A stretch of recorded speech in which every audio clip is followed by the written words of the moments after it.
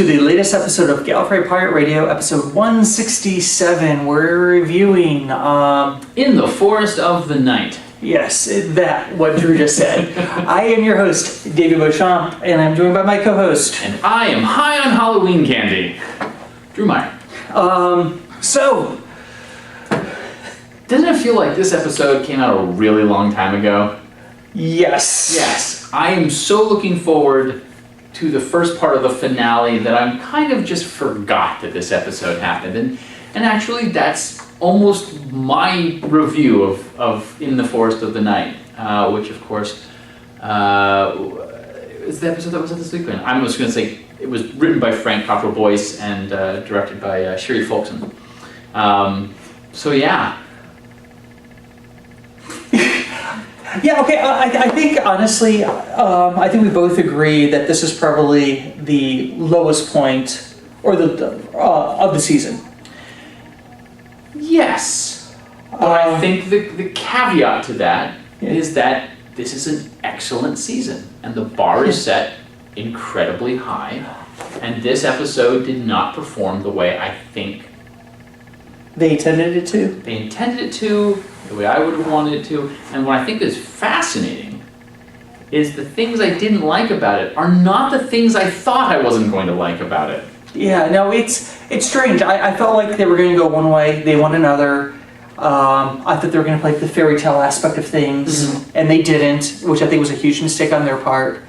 I think this is the first episode of this series that I actually thought they should have cut the ending much sooner.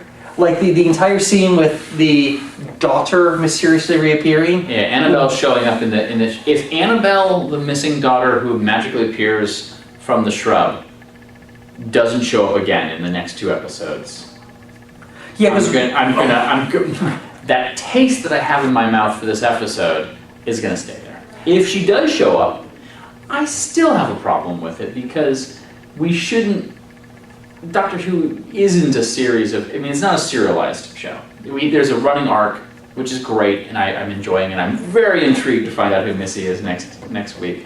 Now I say next week, 4 days. It's really soon. I can't believe this series is almost over. Yeah. Yeah, no, I really hope this is a prologue. Yeah.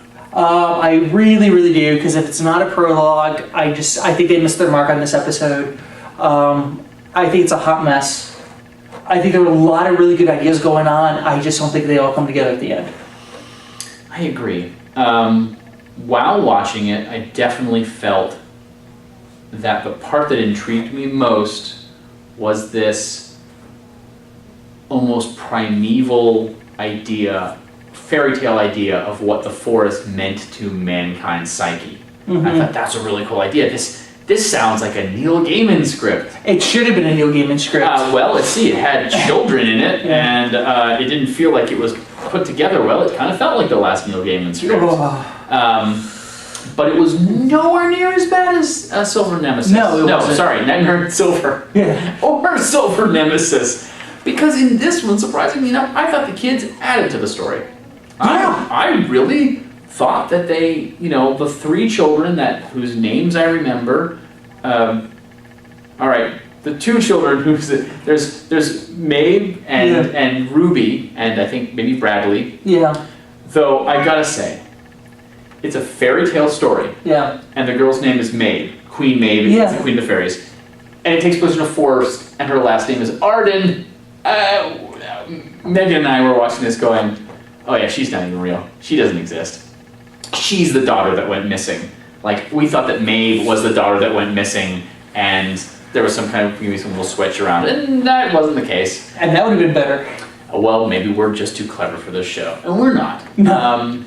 No, it's just like, it had such potential, and I just think it fell from the mark. But you told me some interesting things about how they do editing over there, how it's different from over here. Because I was wondering if the issues with the episode were editing issues. Okay, so let me just add to that. So in a recent interview that Warren Fry of Radio Free Skaro did, he interviewed Rachel Talali, who's doing the two-part episode. And part of the discussion was, since she I don't know her history, but apparently she was born in the UK, or she has triple citizenship. She's a US citizen, Wow. Canadian, and is part of the UK. And she says that whereas Canada and Americans film society is very much, you get a small amount of prep, a small amount of time filming, a small amount of time kind of editing, and then it goes into the producers. They say it's very factory-like. Yeah. In the UK, there's so much more that the director actually puts into the film because there's a lot more prep, at least in Doctor Who, and she can go into more specifics. So Doctor Who might be unique. I don't know much about television production. I know a little bit about the editing side from a technical standpoint, as long as that technical standpoint is involving 2 VCRs, because that's how old I am, and that's the training I got when I was learning how to be an editor. That was a long time ago, boys and girls. Yeah, we now use digital files and They used cutting digital stuff. files about 2 days after I graduated from high school, and they went, "Hey, congratulations! This is useless knowledge." Yeah. And that's okay. Doesn't matter. But yeah, no, I felt like it had potential. It kind of went flat. Well, let's talk about why it went flat, because there's a lot of things to look at this. I think they bit off more than they could chew. I could have seen this being a much better 2-part episode, and if they would have saved more fairy tale instead of crazy science, I think it would have been better. This series has definitely made me just say, forget the science. I have to turn that part of my brain off while I'm watching it.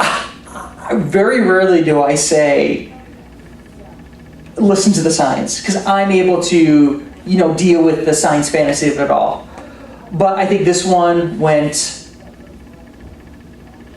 Okay. I think it went too far. Did you feel that what aspect of it went too far then distracted you from it? I know what parts distracted me, and it didn't do a lot to do with the science, so... I would have wished they didn't try to explain it scientifically. I wish it would have been more fairy tale and magic-like. Something that the Doctor could not explain. Because everything was pointing that direction. Like, he didn't know about the solar flare, but this little girl did. Yeah, and only because she heard the voices of the... Oh, and I'll say this once again, we reached another one of these points where, and I don't know if I've only watched once. This is an episode that I didn't particularly like. I didn't dislike it. I thought it was a fine episode, but I will agree, it's definitely a low point of the season for me.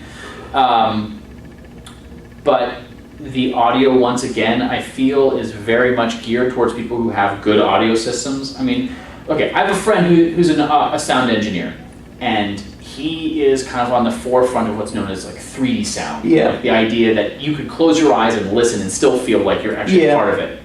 And I think that that's great.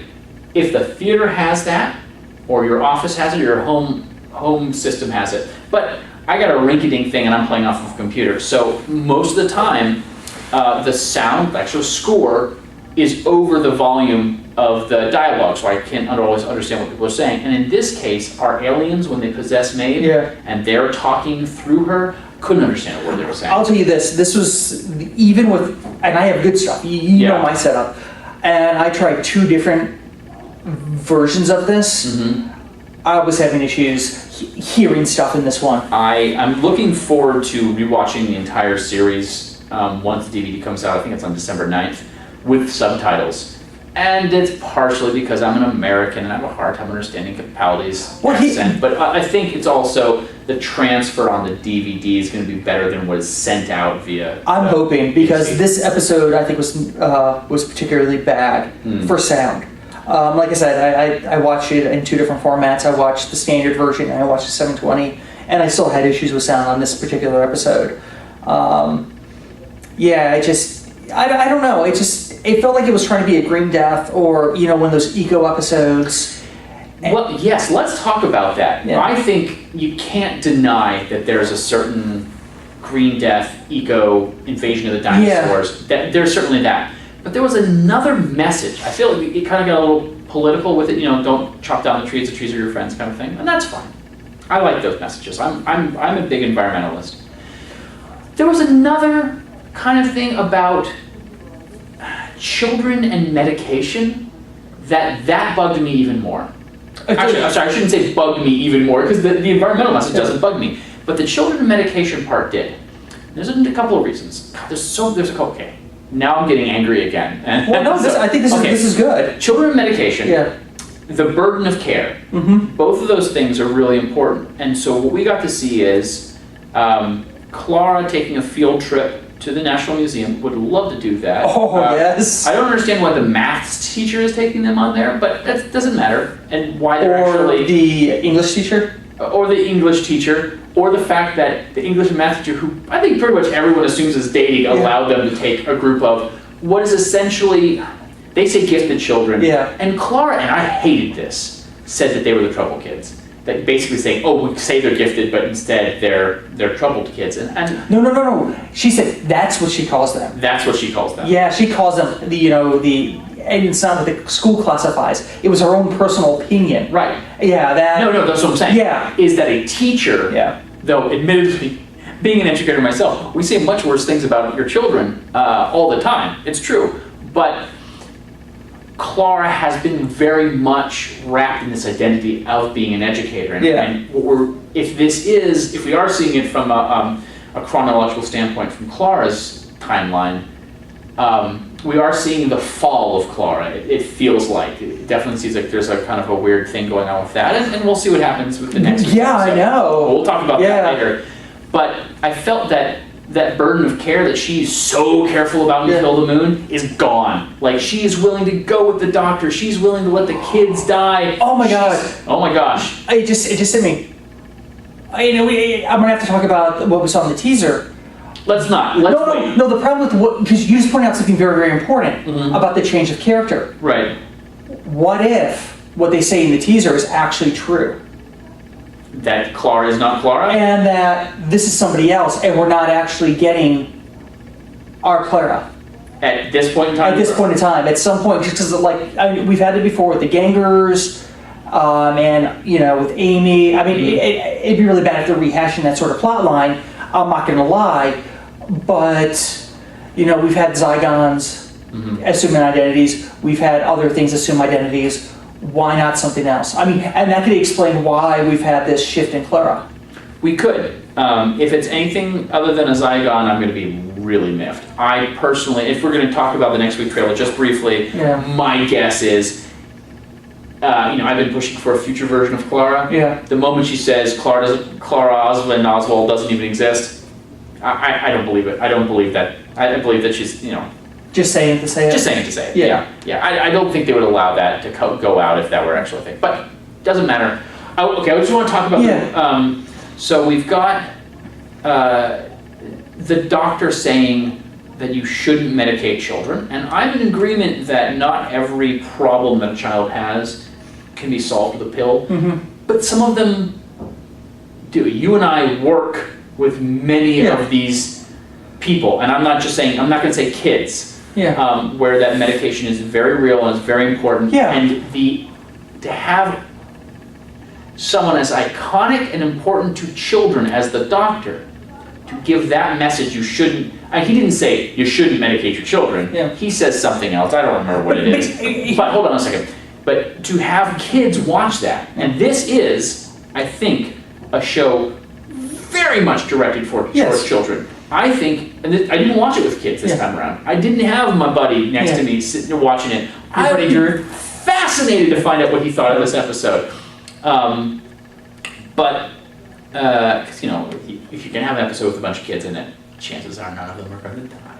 Yeah. I wasn't worried. And that was the thing. That's the other thing, is there's no threat. There's no edge in this episode at all. No. It's like, oh, the Force might be hurting people. Oh, no, the Force is good. Oh, the solar field might kill us. Nope, the Force doesn't burn. Okay. Yeah. So we are having a passive story. And I know I feel like I just try to cover a couple of different things in there. But no, I think that's why it would work better as a fairy tale. And what bothers me about the whole, medicating children thing and calling these kids special, I've actually interacted, like you said, with those types of kids, those problem kids. Those kids were not problem kids. They were just normal kids. Yeah. I mean, to be perfectly honest, if these are the troublemaking kids, if these are the ones that need to be medicated, That's a great school. That is not what we saw in that episode. Yeah. And I think that is what bothered me the most, is that these, if you're gonna claim that these are those kids, have the kids play those kids. I thought they were very, very watered down in that aspect. I mean, to me, they were just normal kids. Yeah, I felt so. And normal kids that worked for the plot. Yeah. I love the way that they walked in. The TARDIS is bigger on the inside. Okay, cool. Don't you get this feeling that we're kind of rehashing the Fifth Doctor's timeline where he would just let anyone come into the TARDIS? No one seems to be that bothered by it. It's like, what is it? The Black Orchid, where the entire police station, this whole squad, they come in, they're like, huh.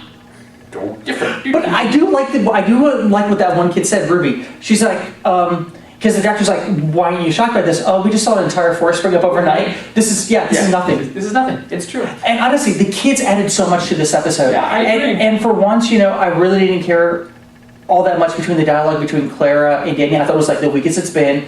I thought Clara was like the weakest she was. Danny said some very interesting things. Supposedly it's been months since you've seen the Doctor, and you just fall right back into it. Danny Pink is not an idiot. He is a very bright guy. Yeah. And I think it's interesting that they are slowly but surely, when you start the story, or start the series with the Doctor being much different from he was before. Yeah. And you feel that the Doctor is sort of not a bad guy, but he's definitely different. As the story progresses, I think our sympathies are empathy, we're kind of a little more empathy towards the Doctor. Yeah. Where Clara, I feel like now we're seeing her being like a lesser person. I'll tell you where I think this story fell flat with me. Okay. It's okay that there wasn't a threat. I think the way they went about it was a little ham-fisted. Mm-hmm. I think the secret government organization, Cobra, that's designed to burn down the forests, they don't care. I don't think that was a threat either. I think it's cute that the kids read the thing, the script that said, don't turn. I don't know. Once again, with Kill the Moon, I don't know who they're hoping to reach if that button gets to everybody. But I felt that the time spent with Clara and Danny injured this episode, because I felt that with there being no threat, they could have used that to maybe do something to make it a little bit more, maybe a little more action. And maybe they're just going, hey, we're going to have a story where the Doctor and company are just passive observers. Because once again, the Doctor could have done nothing. And the only thing that would have happened if the Doctor wasn't there at that time was that maybe some of the trees would have been burned down some places. Right? I mean, if the Doctor hadn't shown up, the forest would have come up, the fire would have burned away the extra oxygen, and the forest would have magically disappeared. Yeah. So the Doctor wasn't necessary. What he essentially did was said, hey, stay in your homes, stay in the forest, don't burn down the trees, which didn't seem to be doing. I don't think he told anybody that. Well, that's what he told. He got Oh, the kids. Yeah, that's right. message. Yeah, that's right. So, See, I saw it the second time, and I fell asleep through most of it. yeah. Now, here's what I find. This is so annoying because I really was rooting for this episode to an extent because we have, I think, the 8th female to work on Doctor Who in a writing, directing standpoint, right? So, Folkson. And she has done several pieces that I really enjoyed. Like, I'm actually familiar with her work. Most recently, the most recent thing I've seen, which I see it, God, it seems like every couple of months, Megan and I watched The Decoy Bride. Have you seen The Decoy Bride with David Tennant? You really should. It's a great date movie. It's over the top goofy, but it's Kelly MacDonald and David Tennant. They're super sweet. They're super Scottish. There is a moment between two elderly deaf people that will make you weep.